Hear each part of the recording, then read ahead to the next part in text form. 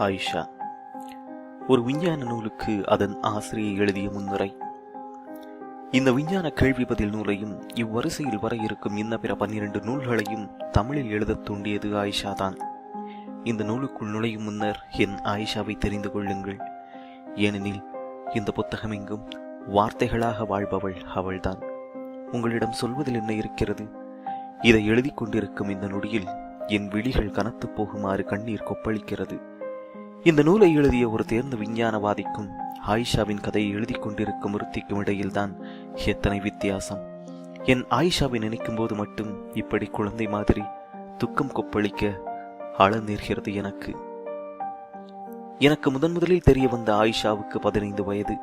நான் அறிவியல் ஆசிரியையாக பணியாற்றிய ஒரு கிறிஸ்தவ பள்ளியில் 10ஆம் வகுப்பு பி பிரிவில் 56 மாணவிகளில் ஒருத்தி. அப்பள்ளி மாணவியர் விடுதியின் காப்பாளை யுவதிகளில் ஒருத்தியாக அங்கேயே தங்கியிருந்த எனக்கு சற்றேறக்குறைய ஒரு சிக்குமாட்டு வாழ்க்கை பழகி போயிருந்தது. நாங்கள் 8 பேர் விதம் காப்பாளை யுவதிகளாக நியமிக்கப்பட்டிருந்தோம். திருமணமாவதன் மூலம் இந்த சுழல் வாழ்விலிருந்து தப்புவோர், அவர்களுக்கு பதிலாய் வரும் புதியோர் தங்கள் திருமணத்திற்காக காத்திருக்கத் தொடங்கும் அப்பணியிடத்தில் சற்றேறக்குறைய நிரந்தர யுவதிகளாக நானும் அஸ்தமாக்காரி ஒருத்தியும் திருமணமாகாமல் தங்கி போனோம். நீண்ட பகலும் நிம்மதியற்ற இரவுகளும் என்னை தின்று கொண்டிருந்த அந்த நாட்களில் எனக்கு அறிமுகமானாள் அவள். அதிகம் கவர்கிற விதமில்லை ஆயிஷா. பற்கள் துருத்தியபடி, முகத்தில் வந்து விழுகிற கேசத்தை பற்றிய அக்கறையின்றி 4வது வரிசையில் குச்சியாக அமர்ந்திருக்கும் ஒருத்தி. ஆசிரியையின் அபிமானத்தை பெற வாய்ப்பில்லை. தவிர நான் அவர்களது வகுப்பாசிரியையும் இல்லை. வருகை பதிவேட்டை சரி செய்யவும் ஒவ்வொரு மாணவியையும் நெருக்கமாக அறியவும் வாய்ப்பில்லை. ஆகையால் முதலில் ஆயிஷா எனக்கு யாரோ ஒருத்தி. முதலில் அவளை அறிய நேர்ந்த சந்தர்ப்பத்தை நினைக்கிறேன். எனக்கு சிலிர்க்கிறது. பல ஆண்டுகளாக ஒரு வகுப்பில் ஒரு குறிப்பிட்ட பாடத்தையே தொடர்ந்து போதிக்கும் எல்லா ஆசிரியையும் போலவே நானும் ஒரு எந்திரமாய் ஆகி போயிருந்தேன். சில வேளைகளில் சில பாடங்களை நடத்தினோமா என்ற ஞாபகமே இல்லாமல் கூட நடத்தியிருக்கிறேன். இத்தனை வருடத்தில் 10ஆம் வகுப்பு அறிவியல் புத்தகத்தில் என்ன பெரிதாக மாறிவிட்டது? காலையில் எழுந்து பல் துலக்குவதை உற்சாகத்தோடவா செய்கிறோம்? எப்போதாவது புதிய பிரஷ் அல்லது பேஸ்ட்? இங்கே அதுவும் இல்லை. அதே ஓம்ஸ் விதி, அதே ஒரு சில விரிதல். புதிதாக தெரிந்து கொள்ளும் ஆர்வமற்று ஓர் எந்திரமாய் கிரீச்சிட்டுக் கொண்டிருந்த என்னை என் முகத்தில் கேள்விகளால் ஓங்கி அறைந்தாள் ஆயிஷா. அன்று காந்தவியல் குறித்த பாடம். பூமி எப்படி ஒரு காந்தமாக உள்ளதென விளக்கிக் கொண்டிருந்தேன். ஒரு காந்தம், அதுவும் செவ்வக வடிவ காந்தம். அதை கையில் உயர்த்தி காட்டினேன். சிரமமே இல்லை. காந்தத்தின் வடநோக்கு அம்சம் குறித்து வழக்கமான எந்திரத்தனத்துடன் யாவரையும் உறங்க வைத்துவிடும் என் துணியில் கரும்பலகையில் சில கிறுக்கல்களுடன் நடத்தி கொண்டே போனேன். எவ்வளவு நேரமோ! மிஸ் என்றொரு குரல். கரும்பலகையிலிருந்து திரும்புகிறேன். எதற்காகவோ திடுக்கிட்டபடி எழுந்து நிற்பவளை வழக்கமான எங்கள் அக்கறையற்ற பார்வையுடன், என வாந்தி வருதா என்றேன். வகுப்பை கொல்லன சிரித்தது. சரியான முட்டாள் நான். எப்பேற்பட்டவள்! என் ஆயிஷாவை போய் எப்படி சொல்லியிருக்கிறேன்? இல்ல மிஸ், சந்தேகம். இது நிச்சயம் ஆச்சரியமான ஒன்றுதான். சராசரி ஆசிரியை யாரையும் இது எரிச்சலூட்டுவது.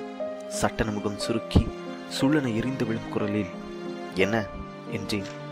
கடைசி வரிசையில் யாரோ சிரித்தார்கள். அப்பெண்ணின் இழைத்த தேகம் நடுங்குவதை காண முடிந்தது. பக்கத்து இருக்கைக்காரி அவளது சட்டையை இழுக்கிறாள். கபாச்சி உட்கார வைக்க முயற்சி. பின் மறுபடியும் என்ன என்றேன். மிஸ், அந்த காந்தத்தை 2ஆ வெட்டினா என்ன ஆகும் மிஸ்? நெடுநாள் தூக்கத்திலிருந்து எழுந்தவள் போலானேன். இதுவரை இல்லாத அர்த்தத்தில் அவள் என்னை பார்த்தாள். நான் அறிவியல் போதினியாக வந்துவிட்ட இந்த 6 ஆண்டுகளில் காந்தவியல் பற்றி நான் சந்திக்கும் முதல் சவால். காந்தத்தை பற்றி யோசித்து 3 நிமிட அவகாசத்திற்கு பிறகு சற்று பொறிதட்டியது. 2 காந்தம் கிடைக்கும். சரி, பதில் சொல்லியாகிவிட்டது. ஆனால் அவள் உட்காரவில்லை. மிக கடினப்பட்டு புன்னகைக்க முயற்சி செய்தாள். அந்த காந்தத்தை வெட்டிக்கிட்டே போனா, உதாரணமா நமக்கு இந்த காந்தத்தை துண்டாக்கி கிடைத்த காந்தங்களின் எண்ணிக்கை ஒரு முடிவுறா எண் என்று வச்சுக்கிட்டா, ரொம்ப சிம்பிள்மா. முடிவுறா எண்ணிக்கையில் காந்தம் கிடைக்கும். மீண்டும் நிசப்தம். லேசாக வியர்க்கிறது அவளுக்கு. வகுப்பு உற்சாகத்தில் ஒரு போட்டியை ரசிப்பது போல் உணர்ந்தேன். உடனே உட்காரு என்றேன். பின் நடந்து கொண்டிருந்தேன். ஏதோ பாவனையாக பேசிக்கொண்டு குறுக்கு நெடுக்குமாக மணியடிக்கும் வரை அலைந்துவிட்டு வகுப்பிலிருந்து வெட்கமில்லாமல் மிடுக்காக வெளியேறினேன். அடுத்த வகுப்பறையை தாண்டி இருக்க மாட்டேன். கூடவே வந்தது நிழல். மிஸ் ப்ளீஸ் மிஸ், ஒரே ஒரு நிமிஷம் மிஸ். அப்படி சொல்லும்போது அவள் முகத்தை பார்க்க வேண்டும் நீங்கள். அதற்கு மேலும் புறக்கணிக்க முடியவே முடியாது. என்ன சொல்லு? காந்தம் பத்தி தான் மிஸ். சொல்லுமா, டைம் ஆச்சுல்ல. முடிவுறா எண்ணிக்கையிலான காந்தங்களை ஒரே நேர்கோட்டில் வச்சா எதிர் துருவங்களை கவரும் அதன் இயல்பு என்ன ஆகும்? நான் மௌனமாயிருந்தேன். ஒரு காந்தத்தின் வடக்கு மறுகாந்தத்தின் தெற்கை இழுக்கும். ஆனால் எழுபடும் காந்தத்தின் வடக்கே அடுத்துள்ள காந்தம் ஏற்கனவே இழுத்துக்கிட்டு இருக்கும் இல்லையா மிஸ்? ஆமா, அதுக்கு என்னங்கிற? என் சந்தேகமே அங்கதான் இருக்கு. எல்லா காந்தங்களின் கவர்திறனும் ஒன்றின கொண்டா அவை ஒட்டிக்கொள்ளத்தான் வாய்ப்பே இல்லையே. எப்புறமும் நகராமல் அப்படியே தானே இருக்கும். நான் மீண்டும் மௌனமாயிருந்தேன். ஏன் நாம இந்த பிரபஞ்சம் முடிவுறா எண்ணிக்கையிலான காந்தங்களை நேர்கோட்டில் வைத்தது போல் அமைக்கப்பட்டதா வச்சுக்க கூடாது? அந்த கோணத்துல பூமிங்கிற காந்தத்தை ஆராயலாம் இல்லையா? 13 வருட பள்ளி வாழ்க்கை, பின் 3 ஆண்டு இயற்பியல் பல்கலைக்கழகத்தில் இப்படி ஒரு கேள்வியை நான் கேட்டுக்கொண்டதாக நினைவில்லை. எங்கேயோ படிச்சதா ஞாபகம் என்றேன். ஏதாவது சொல்ல வேண்டுமே. த ட்ரூத் ஆஃப் மேக்னட்ஸ், வெட்ரோட் ஸ்டூடெண்ட் கிங்லிங் எழுதியது. அருமையா இருக்கு. படிக்கிறீங்களா மிஸ்? இந்த புத்தகமெல்லாம் நீ படிக்கிறாயா? அவ்வளவுதான். என் ஆயிஷா கிடைத்து விட்டாள். அந்த அதிர்ச்சியில் இருந்து இன்று வரை மீள முடியவில்லை. அறை வாங்கியவளைப் போல் புத்தகத்தை வாங்கிக் கொண்டு சரசரவென ஆசிரியர் அறைக்கு நடந்தேன். இப்போதும் சொல்கிறேன், அந்த நிமிடத்திலேயே ஆயிஷா என்னை முழுதாக வென்று விட்டாள். எப்பேற்பட்ட சந்தர்ப்பத்திலும் அதன் பின் அவளை நான் வெறுத்ததே இல்லை. ஒரு செக்கு மாட்டிற்கு இதைவிட அமர்க்களமாய் யார்தான் சூடு போட முடியும்? இரவில் எனது விடுதி அறையில் புத்தகத்தை புரட்டிய போது மேலும் பல அதிர்ச்சிகள். முதலில் அது மாவட்ட மைய நூலகத்தின் முத்திரை பெற்றிருந்தது. பின் அதில் ஆயிஷா அடிகோடிட்டிருந்த முறை, ஆங்காங்கே காணப்பட்ட அடிக்குறிப்புகள் எல்லாமே அவளை குறித்த எனது எண்ணத்திற்கு மேலும் மேலும் ஆச்சரிய குறிகளை கூட்டிக் கொண்டிருந்தன. ஆயிஷா ஒரு குழந்தை இல்லை. அவள் யாரோ மனுஷி கூட இல்லை. வேறு ஏதோ ஒரு பிறவி. கடவுளே, நான் ஒரு நிமிடம் கூட தூங்கவில்லை. விடுதியில் காலை வேளையில் அவள் வகுப்பு பெண்களை அழைத்து பேசத் துடித்தேன். அவளை பற்றி அறிய வேண்டும். இத்தனை நாட்கள் அவளை அறியாது போனது ஒரு குற்ற உணர்வை ஏற்படுத்தியிருந்தது. புத்தகமோ என் அறையே கனத்து போகும்படி என்னை திடுக்கிட வைத்துக் கொண்டிருந்தது. வேலைகள் ஓடவில்லை. இத்தனையும் எல்லாவற்றையும் நான் படிக்கவில்லை. அப்பெண் அடிக்கோட்டிட்டு இருந்த வரிகளையும் அவளது அடிக்குறிப்புகளையுமே படித்து வெளிபிதுங்கி போயிருந்தேன். முதல் பாட வேளையில் வகுப்பேதுமின்றி ஆசிரியர் ஓய்வறையில் அமர்ந்திருந்தேன். கையில் புத்தகம். ஓய்வறையில் ஆசிரியர்கள் புதிய புடவை டிசைன்களை பற்றி விவாதத்தில் ஈடுபட்டிருந்தார்கள். சரோஜினிக்கும் ரெஜினா மிஸ்ஸுக்கும் இதேதான் வேலை. இல்லை என்றால் நடிகைகளின் வித்தியாசங்கள். ஒரு நாள் புருவம், மறுநாள் மச்சம். இப்படி பேசி பேசி களைத்து பாடம் நடத்த வேண்டிய வகுப்பறையில் ஓய்வெடுப்பார்கள். ஆரம்பத்தில் இது எரிச்சலூட்டுவதாகத்தான் இருந்தது. பிறகு மறந்து போனது. இப்போது புதியவளாக இருந்தேன். அவர்களை பார்த்து எனக்கு அளவற்ற அருவருப்பு உண்டாகி இருந்தது. திடீரென மாணவியர் பக்கம் பேச்சு சென்றது.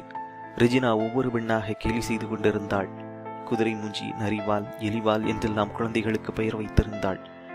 அவளது அருவருப்பான வேடிக்கைகளை சரோஜினி ரசித்துக் கொண்டிருந்தாள். ரெஜிமா கொன்னுட்டடி என்று ஆராதனைகள் வேறு. பள்ளிக்கூடங்கள் பலிக்கூடங்கள் ஆகிவிட்டன. நானும் அவர்களது கூட்டத்தில் ஒருத்தியா? எல்லாமே முன் தயாரிக்கப்பட்டவை. ரெடிமேட் கேள்விகள், அவற்றிற்கு நோட்ஸ்களில் ரெடிமேட் பதில்கள். வகுப்பறையில் ஆசிரியர்கள் ஓய்வெடுக்கிறார்கள். வெறும் மனப்பாடம் செய்யும் எந்திரமாய், அதுவும் முக்கிய கேள்விகளுக்கான விடைகளை மட்டும் மனப்பாடம் செய்யும் எந்திரமாய் மாணவர்கள் உருமாற்றம் அடைந்து விட்டனர். எல்லா மாணவர்களுக்கும் எண்கள் தரப்பட்டுள்ளன. வகுப்பு எண், வரிசை எண், தேர்வு எண், பெற்றெடுக்கும் மதிப்பெண்கள். எங்குமே எண்கள். எண்களே பள்ளிகளை ஆள்கின்றன. எல்லா ஆசிரியர்களுமே ஏதாவது ஒரு வகையில் மாணவரின் அறிவை அவமானப்படுத்துகிறார்கள் என்பதைக் கண்டேன். அவர்களில் ஒருத்தியா நான்? என் மீதே எனக்கு வெறுப்பு உண்டாயிற்று. ஒரு பெண் அறிவார்த்தமான ஒரே ஒரு கேள்வியால் என்னை எப்படி யோசிக்க வைத்து விட்டாள். ஒரு கேஸ் இன்னைக்கு பிடிபட்டது, இதை கேட்டியா என்று அங்கலாய்த்தபடி என்னிடம் வந்தாள் சுகுணா மிஸ். மேல்நிலைக்கு கணக்கு நடத்துபவள். விடுதி காப்பாள யுவதிகளில் ஒருத்தி. எந்த உற்சாகமுமின்றி என்ன என்றேன். வினோதமான கேஸ். 11th வீட்டு கணக்கு திருத்திக்கிட்டு இருந்தப்போ கஷ்டப்பட்டு பிடிச்சேன். பாதி பேர் நோட்ல ஒரே கையெழுத்து. அதுவும் ஒரு லாஜிக் சம். முதல்ல காப்பின்னு நினைச்சேன். அப்புறம் ஒருத்தைய பிடிச்சி சம்மத்தியா கொடுத்தேன். உண்மையை கொட்டிட்டா. கொஞ்சம் நிமிர்ந்து உட்கார்ந்தேன். அவள் என்னை காத்திருக்க வைத்தாள். நான் திடுக்கிட வேண்டுமோன்னு விரும்புவள் போல் இருந்தாள். அப்புறம் சொல்லு என்றேன். நம்ப மாட்டேன். ஒரு 10th ஸ்டாண்டர்ட் படிக்கிற பொண்ணு 11th வீட்டு கணக்கு போட்டு தந்திருக்கு. 10th? எழுந்து நின்று இருந்தேன். ஆமாம், கஷ்டப்பட்டு கண்டுபிடிச்சேன். நேரா சிஸ்டர்ட்ட போயிட்டேன்.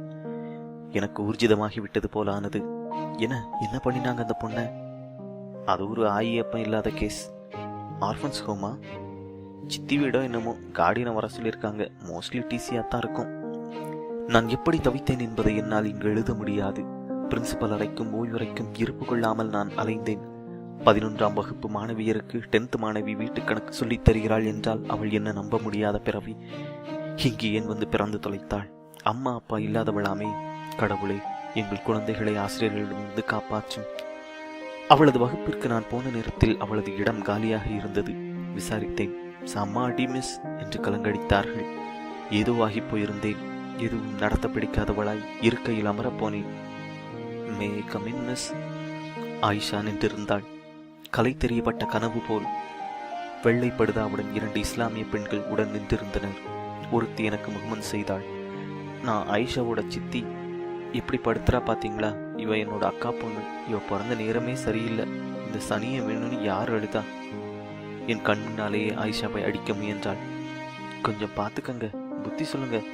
என் புருஷன் கூட இங்கே இல்லை, துபாயில் இருக்காரு. தனியாக அவஸ்தைப்படுறேன். இது இப்படி இருக்கு. படிப்பை நிறுத்திடலான்னா சரி, இவ்வளோ வருஷம் படித்தாச்சு, ஒரு SSLC முடிக்கட்டுமேனு பார்க்குறேன். அந்த வகுப்பிலிருந்து கிளம்பும்போது சொன்னேன், ஆயிஷா ஈவினிங் ஹாஸ்டலில் வந்து என்ன பாரு. Yes miss. என் ஆயிஷா அப்படிப்பட்டவளாக இருந்தாள். ஆம், ஒரு விஞ்ஞானியின் தேர்ந்த குணத்தோடு கேள்விகள் அவளுக்குள்ளே இருந்து வந்தன. ஒரு மெழுகுவர்த்தியில் ஒளி அதிகமாகவும் வெப்பம் குறைவாகவும் உள்ளது. ஆனால் ஒரு அடுப்பில் எரியும் நெருப்பில் ஒளி குறைவாகவும் வெப்பம் அதிகமாகவும் இருக்குதே, ஏன் மிஸ்? நான் கேட்டுக்கொண்டேன். இந்த கேள்வி கேட்கும் மாபெரும் வித்தையை அவள் எங்கே இருந்து கற்றாள்? அது அவளது உதிரத்தில் உள்ளதா? வகுப்பறை என்றல்ல, ஒரு நாள் நான் எனது ஆடைகளை துவைத்துக் கொண்டிருக்கும் போது கேட்டாள், துணி துவைக்கிற சோப் அழுக்கை அகற்றுவதற்கும் குளியல் சோப் அழுக்கை அகற்றுவதற்கும் இடையிலான வித்தியாசம் என்ன மிஸ்? கடவுளை, இந்த பெண் கேள்விகளால் இந்த பிரபஞ்சத்தை உலுக்கவே பிறந்திருக்கிறாள். ஒரு நாள் the most dangerous man in America இந்த பெஞ்சமின் பிராங்க்லின் வாழ்க்கை வரலாற்று புத்தகத்தை கொண்டு வந்தாள். அதிசயக்கத்தக்க வகையில் என்னையும் ஒரு புத்தக புழுவாக மாற்றிக்கொண்டிருந்தாள். மின்னலில் மின்சாரம் உள்ளதை நிரூபித்த பிராங்க்லின் பட்டம் ஒரு பட்டு கைக்குட்டையால் செய்யப்பட்டது மிஸ் என்றாள். எனக்கு அதுவரை தெரியாது. ஒரு கேள்வியை எழுப்பிக் கொள்வது, பின் அதற்கொரு விடை தெரியும் வரை ஓயாது தேடுதல் என்ற தேர்ந்த விஞ்ஞானியின் தகுதி ஆயிஷாவிடம் இயல்பிலேயே இருந்தது. மிஸ், நியூட்டன் அறிவியல் சோதனை நடத்த ஆரம்பிச்சப்போ அவருக்கு வயசு 12. பிராங்க்லின் தன் முதல் சோதனையை 40 வயசுல தான் செஞ்சிருக்காரு. வயசா பிரச்சனை, 2 பேருமே விஞ்ஞானிகள் தான். மிஸ், இந்த புத்தகத்துல சில பக்கங்கள் நல்லா புரியுது, சிலது புரியவே மாட்டேங்குது. போக போக புரியும். அதுக்கு ஒரு வயது வேண்டாமா? என்ன மிஸ் நீங்க, எனக்கு இங்கிலீஷ் தான் பிரச்சனை. அதுவும் ஒரு பிரச்சனை தான். ரொம்ப கஷ்டமா இருக்கு மிஸ். நம்ம மொழியிலையும் வரணும். யார் எழுதுறாங்க சொல்லு? நீங்க எழுதலாமே மிஸ். இப்படி புத்தகத்தை திருடிட்டு வரியே, மாட்டிக்கிட்டா? நான் தான் படிச்சுட்டு எடுத்த இடத்துலயே வச்சிடுறேனே, தப்புமா? சொல்லுங்க மிஸ். என்ன சொல்லணும்? நீங்க தமிழ்ல இதெல்லாம் எழுதக்கூடாது. பார்க்கலாம், அதுக்கெல்லாம் நிறைய விஷயம் தெரியணும். பிறகு வழக்கமான வேகத்தோடு கேட்டாள், மின்னலிலிருந்து மண்ணை மின்சாரம் தாக்கும் இல்லையா? மரம் கூட விழுறதுண்டு. கம்பியில் உள்ள மின்சாரத்துக்கும் அதுக்கும் என்ன வித்தியாசம்? எப்படி மின்சாரம் பரவுது? என் ஆயிஷா அப்படிப்பட்டவளாக இருந்தாள். என் பழைய ரக்ஸின் பையில் அவளது சின்ன ஆய்வுக்கூட பொருட்கள் இருந்தன. ஒரு லென்ஸ் கண்ணாடி, வட்ட வடிவ காந்தம், மருத்துவரின் ஊசி சிரிஞ்சி மற்றும் ஒரு பழுதடைந்த டிரான்சிஸ்டர் வானொலி. அதனை சரி செய்யும் முயற்சியிலேயே அவளின் பல விடுமுறை நாட்கள் கழிந்தன. நானே நிறைய மாறிக்கொண்டிருந்தேன். எவ்வளவு மோசமானவளாக இருந்திருக்கிறேன். எனது சொந்த துறை மீதே எவ்வித அக்கறையும் இல்லாமல் சொரணையற்ற பிண்டமாக 6 ஆண்டுகள் வெறுமனை தள்ளியிருக்கிறேன். ஆயிஷாவின் உறவில்தான் நான் உணர ஆரம்பித்தேன் எவ்வளவு தூரம் விஞ்ஞானமற்ற முறையில் நாம் நம் குழந்தைகளுக்கு விஞ்ஞானம் போதிக்கிறோம் என்று. நாம் எங்கே குழந்தைகளுக்கு ஒரு குறிப்பிட்ட விஷயத்தை உணர்ந்து கேள்விகளுக்கு அவகாசம் தருகிறோம்? அவர்கள் கேட்கத் தொடங்கும் முன்னரே நாம முன்தயாரிக்கப்பட்ட கேள்விகளால் அவர்களை மூழ்கடித்து விடுகிறோம். அறிவும் வளருவதில்லை. பள்ளியில் ஆசிரியர்கள் அதிகம் சொல்வது எதை? கையை கட்டு, வாயை பொத்து. விரைவில் புரிந்து கொண்டேன். என் ஆயிஷாவுக்கு நாலாபுரம் இருந்தும் பிரச்சனைகள் முளைத்தன. ஆனால் பைத்தியக்காரி நான் உணர தலைப்படவில்லை. அவளின் அறிவை அது எந்த திசையில் செலுத்தும் என்று. ஒரு நாள் சட்டென்று கண்ணில் பட்டது. அது ஆயிஷாவின் பின்காலில் பட்டை பட்டையாக வீக்கம். தடித்து போகும் அளவு அடி வாங்கி இருந்தாள். இப்போது அவள் என்னிடம் மிகவும் நெருங்கி இருந்தாள். அவளை தொடாமல் என்னால் பேசவே முடியாது. அவள் மீது அவ்வளவு அன்பூறும்படி அவள் செய்திருந்தாள். அருகில் அழைத்து விசாரித்தேன். கெமிஸ்ட்ரி மிஸ் அடிச்சாங்க. ஏன் ஆயிஷா? பேப்பர் வந்தது, மார்க் சரியா போடல. கேட்டேன். சொந்த சரக்குக்கெல்லாம் மார்க் கிடையாதான். நோட்ஸில் இருக்கிறத அப்படியே எழுதணுமா. 10th மிரட்டுறாங்க மிஸ். நோட்ஸ் தப்பா இருந்தா என்ன பண்றதுன்னு கேட்டேன். பேச முடியவில்லை அவளால். காண சகிக்கவில்லை. அழும்போது அவள் குழந்தையாக இருக்கிறாள். முன்பு ஒரு முறை சரோஜினியிடம் வாங்கி கொண்டு வந்தாள் இதே நோட்ஸ் பிரச்சனை. கடவுளே, அவரவர் அறிவை பயன்படுத்த அனுமதியுங்களேன். எப்பேற்பட்ட பெண்! அவளை அடிப்பது என்றால் எப்படி மனசு வருகிறதோ. ராட்சசிகள்! தவிர வேறுவித சிக்கல்கள். டியூஷன். கிட்டத்தட்ட எல்லா ஆசிரியர்களுமே வீட்டில் தனியாக டியூஷன் நடத்தி வந்தனர். பணம் எல்லாம் அதுபடுத்தும் பாடு. போட்டா போட்டி, சண்டை, வீட்டுக்கு படிக்க வருவோருக்கு விசேஷ சலுகை, சட்டங்கள், வகுப்பில் ராஜமரியாதை, வினாத்தாள்களை முன்பே அறியும் உரிமை. எவ்வளவு குமட்ட வைப்பது அது!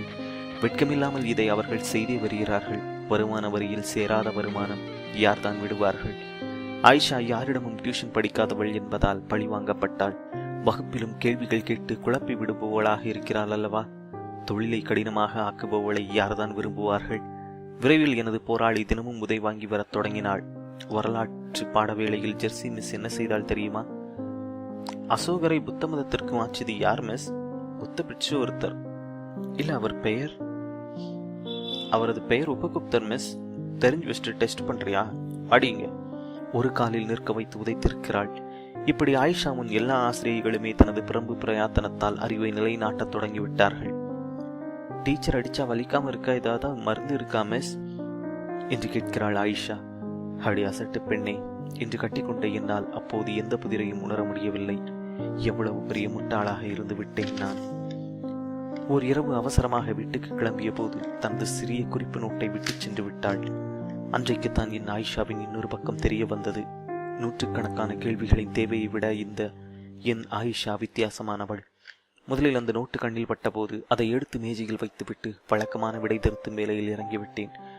பிறகு ஏதோ ஒரு உந்துதலின் பேரில் அதை புரட்டினேன்.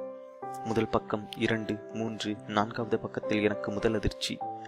ஒரு பக்கம் முழுவதும் ஆயிஷா நூற்றுக்கணக்கான முறை என் பெயரை எழுதி வைத்திருந்தாள். நீண்ட நேரம் அந்த பக்கத்தை நோக்கிய எனக்கு கண்ணீர் முட்டியது. பின் சில பக்கங்கள் வகுப்பில் எழுதப்பட்ட ஆங்கில பாட்டு 3 முறை. பின் அந்த பக்கம் என்னை மேலும் அதிர்ச்சியடை வைத்து கிட்டத்தட்ட மூச்சையாகி விழ வைத்தது. அந்த பக்கம் என் பெயர் எழுதியிருந்த ஆயிஷா, அதற்கு கீழே என் தாயார், என் முதல் ஆசையை, என் முதல் உயிர் என்று ரத்தத்தால் எழுதியிருந்தாள். ஆம், அது ரத்தம்தான்.